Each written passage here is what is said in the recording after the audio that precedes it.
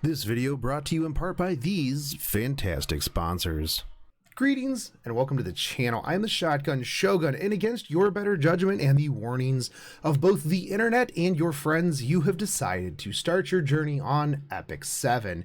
Now, you might be seeing this screen and you might be feeling familiar. Now, you don't know where to go, what to do. Well, I am here to help you out on that journey. I'm going to be going over a lot of the very beginner basics, and this will be the beginning of a series going over beginner, intermediate, and then advanced things in the game so that you can get a better jump start on things that aren't necessarily explained very well in the game. So first off, here is your screen. Now, you may have went through the tutorial and you may be on your selective summon thinking, man, I sure wish I knew what to reroll for or what to keep. Well, let's get into that.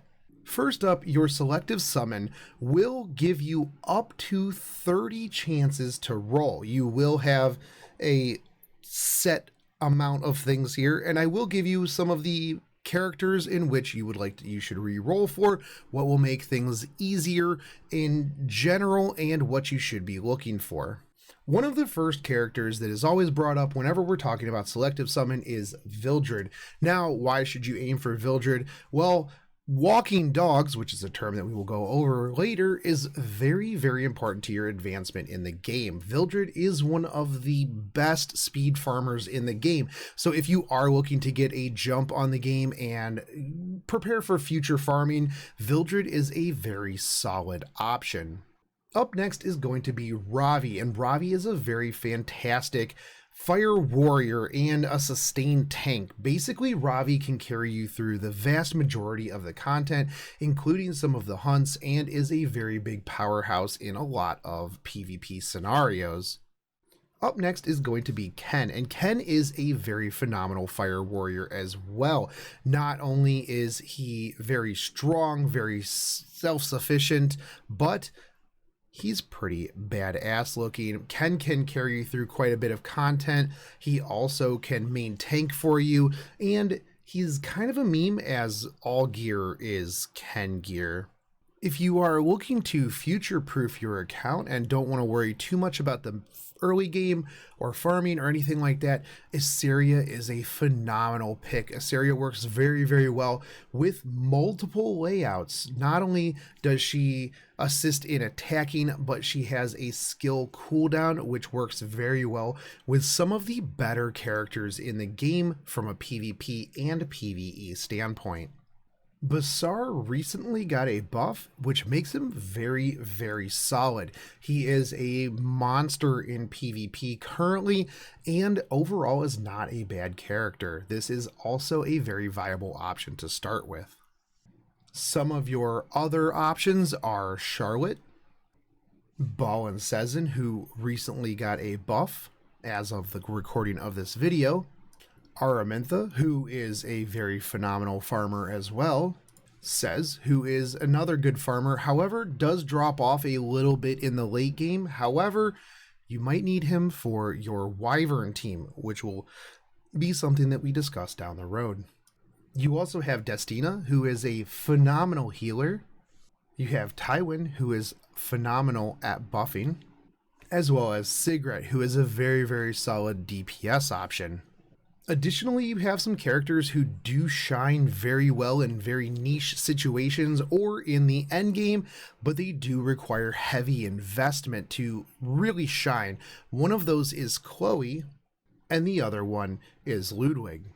Now, that's not to say that these characters are not phenomenal in their own right. However, they do just need a little bit more investment than the likes of Vildred, Ken, and Ravi.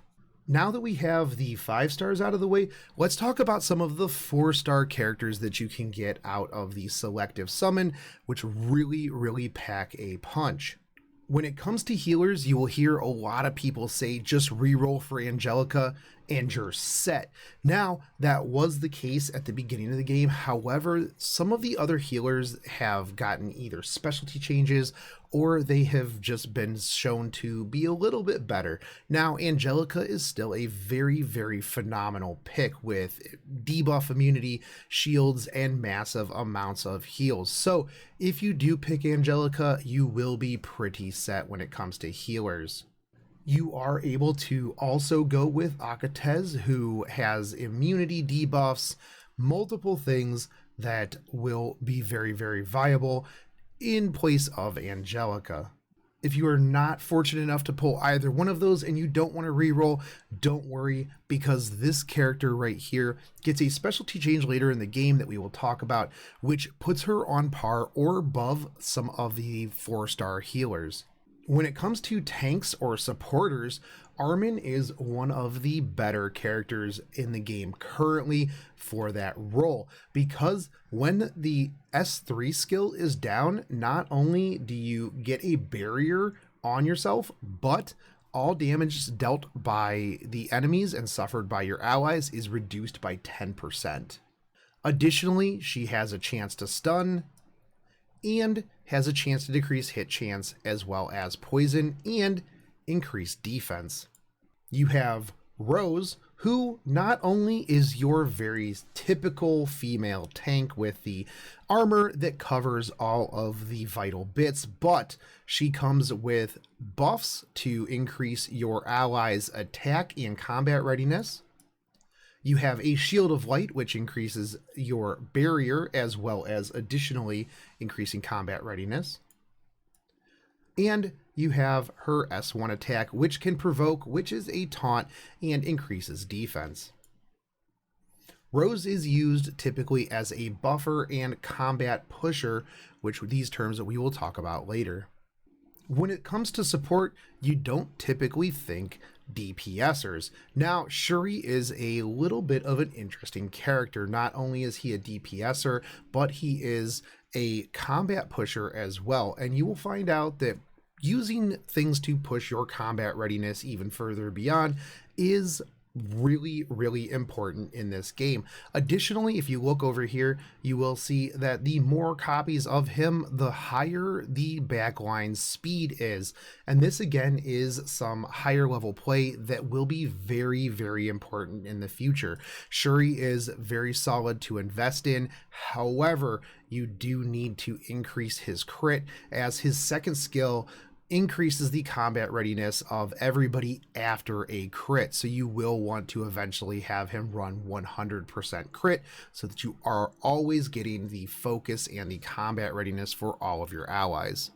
When it comes to tanks and support and damage, currently Corvus is one of the absolute best. If you were to pull a selective summon of Corvus, Ravi, and Mont, you would be so set in this game.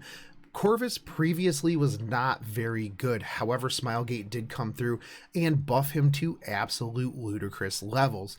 I have seen Corvus's 1v4 solo entire teams in PvP if he is currently built right. He is an absolute monster and definitely not worth passing up. When it comes to damage dealers, you have quite a bit of options and different flair. If you did not get a heavy damage dealer, or you wanted to go with Vildred and you're looking for some single targets, Karen is phenomenal. She, like Cherie, will need 100% crit. However, if you invest and you build in her, she is an absolute single target monster, oftentimes one-shotting just about anything that she goes up against. You also have Sid, who not only has a really cute squirrel on his shoulder, but puts fear into just about any water unit on the field.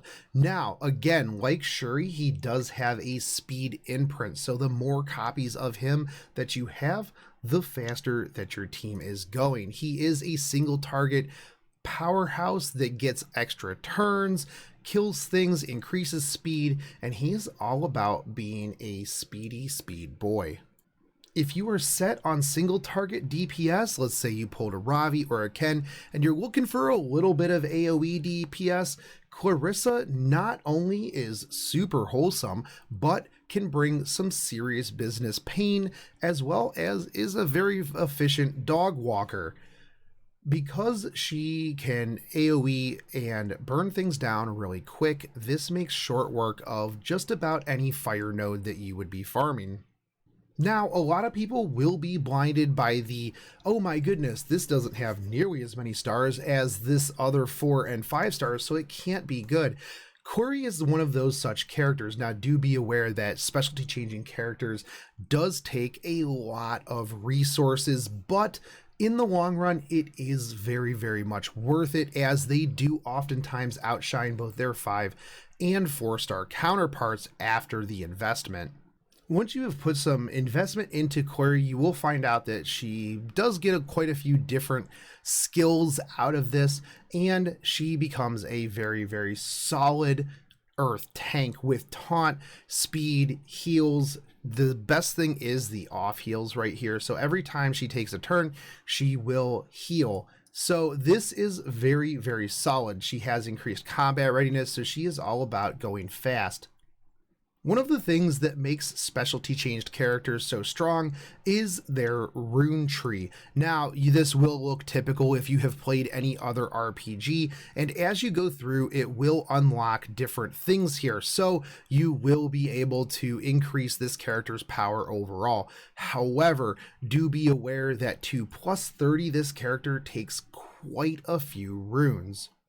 Now, I did mention Cherie as well as Mont. However, Righteous Thief Rused is a very, very solid specialty change. So if you do get Rused in your selective summon, do be aware that he will be very viable later on. Mont changes into Angelic Mont, who is phenomenal at getting rid of debuffs and preventing them from ever coming back again.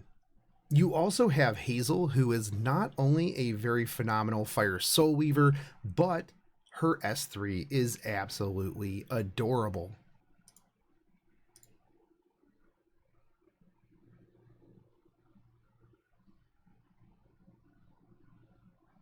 When it comes to non-specialty change 3 stars, there are a few of note that you would like to keep around. The first one being Reingar. Reingar is a very phenomenal early game character to invest in. Single target, burst with decreased combat readiness. It also increases dual attack chance and has a defense debuff on his skill 1. Corvus is excellent in Abyss and Golem due to the poison that she brings. She is a great support character that can extend debuff durations. However, outside of Abyss and Golem, she does not really have too much use, so a very niche character. Jekt is an earth healer who is very, very good at dispelling debuffs. This will be very clutch in things like the Banshee Hunt, as well as fights that really inflict a lot of debuffs on you. Carmen Rose is a very solid burst mage that is self-sufficient and can heal, dispel enemy buffs, and gain attack defense buffs. Decrease enemy combat readiness, apply speed debuff, and gain a speed debuff for herself. The downside is very low base hit points. You also have Alexa, who will not only play Despacito for you, but will help you in the Wyvern Hunt, as well as very good single target damage. She does have 2 stacks of poison on her skill 2, does great single target damage as mentioned, and her first skill can attack twice. She is also very good in Labyrinth for morale compatibility. She does, however, need to have at least 85% crit rate for maximum efficiency. So there you have it, Heirs. Hopefully this has helped you out a little bit when it comes to your selective summon and your first steps into Epic 7. If you did like this, make sure that you drop a like, fave, subscribe. I will be going through beginners and then into intermediate and then into advanced, covering quite a bit of topics such as buffs, what to do on the daily, how to increase your character's star levels, what gear to look for, and much more. I'll teach you who's the best! I think it'll end soon. Anyways, guys, I hope you did like this, and I will catch you on the next one. Take care, Heirs. Peace.